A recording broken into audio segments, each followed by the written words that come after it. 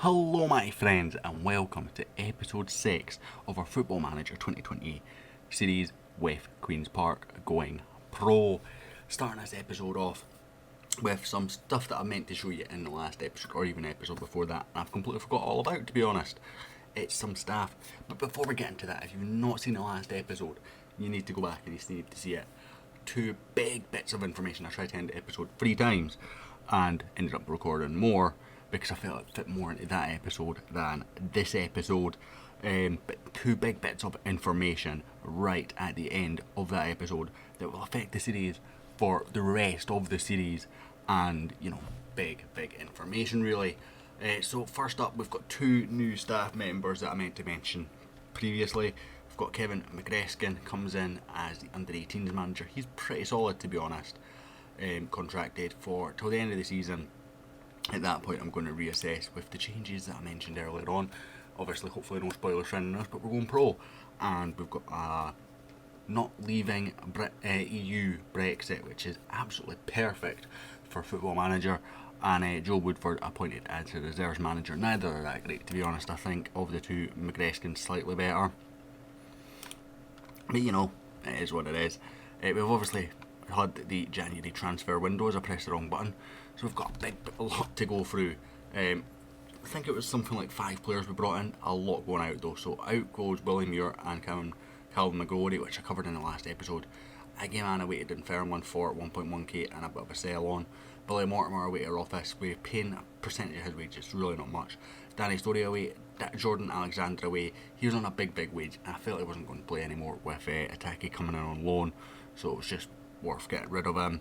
Cammy Clark, James Grant, Alex Garcia, Nicky Jamieson, Mitchell Duffy and Lewis Bell all leaving as well. Most of them have sell-on clauses, but no money there. On the ins, so we had Serge Ataki, who counts as a January in, despite being just beforehand.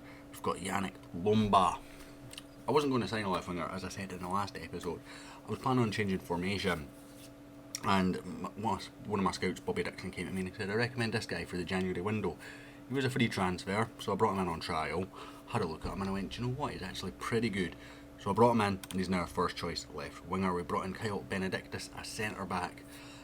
He's solid, he's not quite what I was looking for, but for £1,000 he's not a bad option to do us really this season.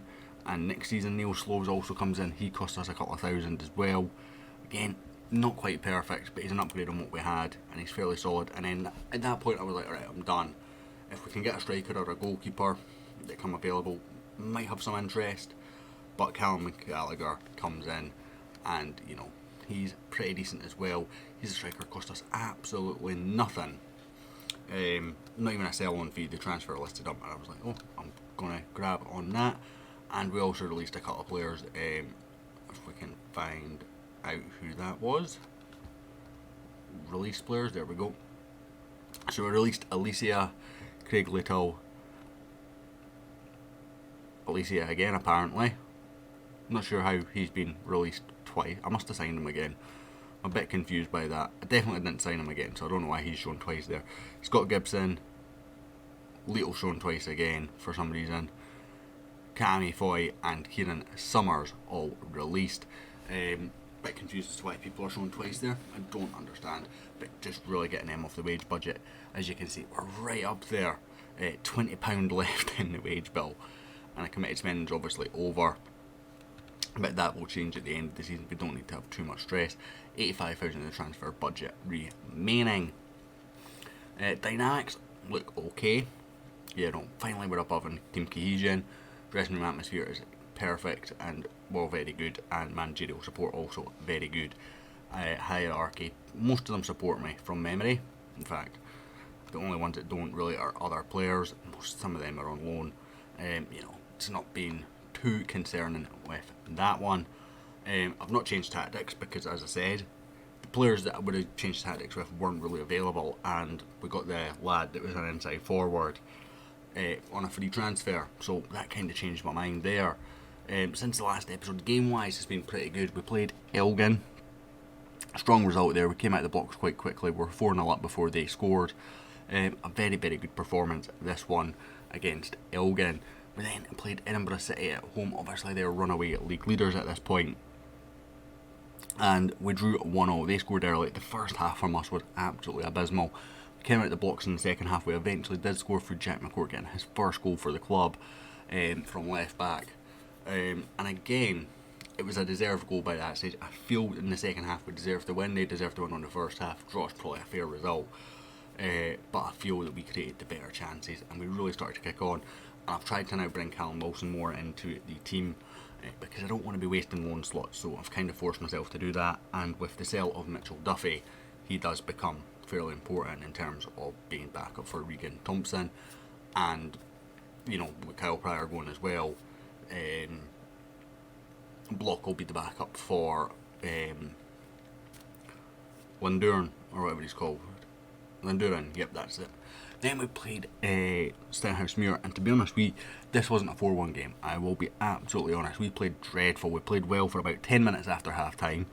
In those 10 minutes, we scored 4 goals. Ataki didn't start, he came off, but he scored with basically his first touch. Stephen Black then scored from a free kick.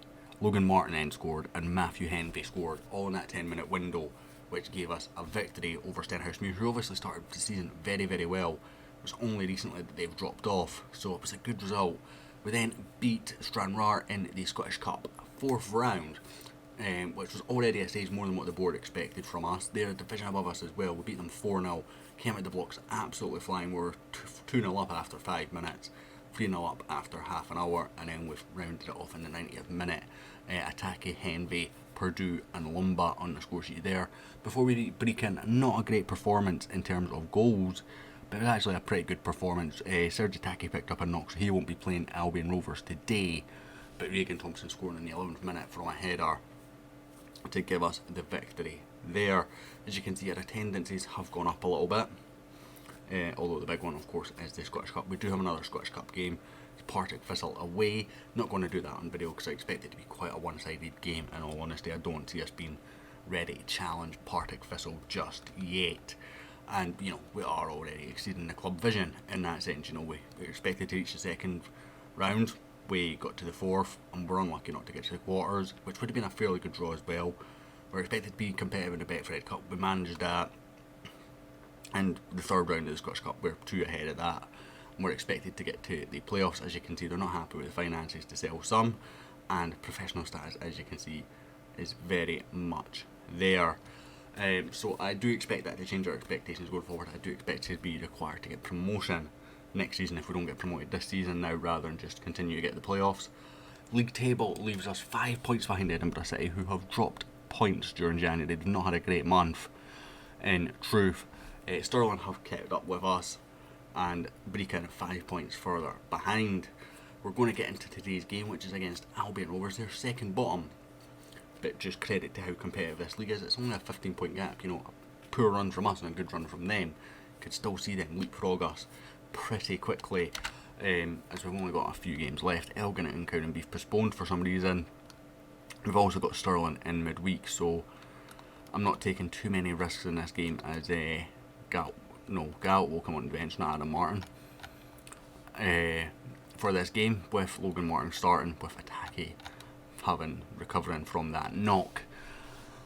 Overall, fairly content with the team. Benedictus and Slough will be starting defenders. We do have another defender coming in next season. We'll have Daryl Meggett, which I'd mentioned in the last episode, coming in next season. We've also got Nathan Cooney, who's currently on loan at Stirling. My scouts were raving about him as a centre back. They reckon he's 5-star. Not convinced myself, but I thought, do you know what, I'll give him a shot. At worst, we just sell him on. 5-star is not going to be on a big wage. You can see the jump from other defenders there in terms of where we were. Doesn't even show Stephen Black anymore, but currently operating at League 1 level. And the other big news that we have before we go into this match, because I will forget otherwise, is, can I just go to position please? Jack Purdue finally signed a contract. We were obviously improving, and see when he had this dip, when I went and offered him the contract, he had this dip in his progress, and I went, do you know what, he might now want to sign. Reports still have him as a League 1 player, if I remember correctly. Still expected to be potential of Championship, if I remember correctly. Could could improve significantly in the future, so it's always the same there, but I'm sure he's championship expected. He is a moral citizen as well. Just double check that I've selected this team. Okay, fitness wise, yes we have. I might give Callum Gallagher a start actually. As you see, a 3.5 star jump there. Not bad for a free transfer. He is on a decent wage though, so that's the issue there.